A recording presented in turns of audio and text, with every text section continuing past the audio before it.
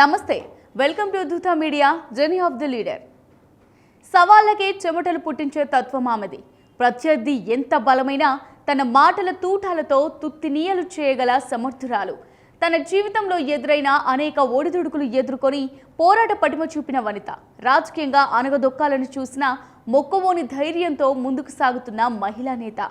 తెలంగాణ పాలిటిక్స్లో ఫైర్ బ్రాండ్గా పేరుపడి 25 ఏళ్ల క్రితమే ఎంపీగా ప్రస్థానం ప్రారంభించి ప్రస్తుతం తెలంగాణ స్త్రీ శిశు సంక్షేమ శాఖ మంత్రిగా కొనసాగుతున్న కొండా సురేఖ రాజకీయ ప్రస్థానం గురించి ఇవాళ తెలుసుకుందాం. కొండా సురేఖ వరంగల్ గ్రామీణ జిల్లాకు చెందిన ఊకల్లో 19 ఆగస్టు 1964 తుమ్మ చంద్రమౌళి రాధ దంపతులకు జన్మించారు. పింగళి ప్రభుత్వ మహిళా డిగ్రీ కళాశాలలో విద్యాభ్యాసం చేశారు.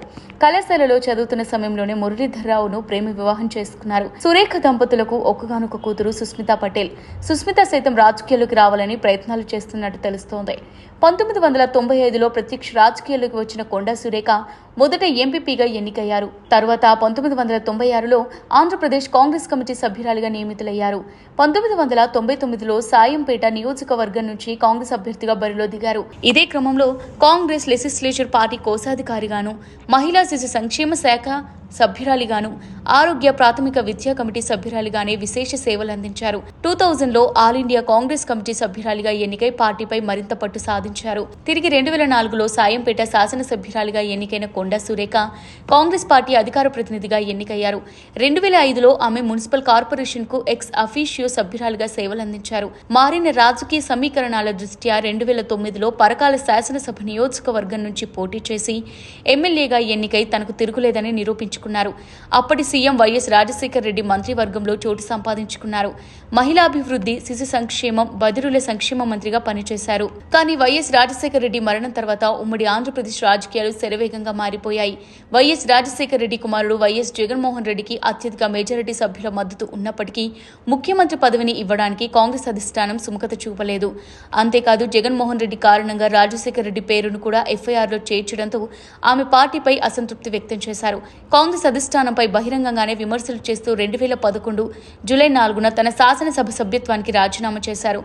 జగన్మోహన్ రెడ్డి సమక్షంలో వైఎస్ఆర్ కాంగ్రెస్ పార్టీలో చేరిన ఆమె 2012 జూన్ 12న మరల జరిగిన ఉప ఎన్నికలో పరకాల అసెంబ్లీ నియోజకవర్గం నుంచి పోటీ చేశారు.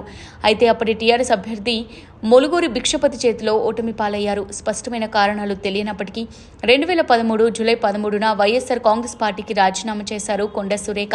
ఆ వెంటనే టీఆర్ఎస్ పార్టీలో చేరిపోయారు. 2014లో వరంగల్ తూర్పు శాసనసభ నియోజకవర్గం నుంచి టీఆర్ఎస్ అభ్యర్థిగా పోటీ చేశారు. కాంగ్రెస్ అభ్యర్థి బసవరాజు సారయ్యపై భారీ విజయం సాధించారు. అయితే గెలిచిన బీఆర్ఎస్ పార్టీలో ఆమెకు సరైన ప్రాధాన్యత లభించకపోవడంతో 2018లో మళ్లీ కాంగ్రెస్ పార్టీలో చేరారు. తాజాగా జరిగిన తెలంగాణ అసెంబ్లీ ఎన్నికల్లో వరంగల్ తూర్పు నియోజకవర్గం నుంచి కాంగ్రెస్ అభ్యర్థిగా బరిలో నిలిచారు. త్రిముఖ పోరులో బీజేపీ ఎర్రబెల్లి ప్రదీప్ కుమార్ రావు, బీఆర్ఎస్ నేత నన్నపునేని నరేందర్ ఓడించారు.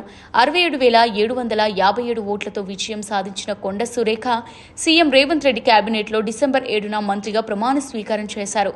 ఓ సాధారణ కార్యకర్తగా రాజకీయ జీవితం ప్రారంభించిన మంత్రి వరకు ప్రయాణం సాగించిన సురేఖ జీవితం ఎందరికో స్ఫూర్తిగా నిలుస్తుందని చెప్పవచ్చు. ఇది వాళ్ళ జర్నీ ఆఫ్ ద లీడర్. మరో లీడర్ ప్రస్థానంతో మళ్ళీ కలుద్దాం. Keep watching Dhootha media.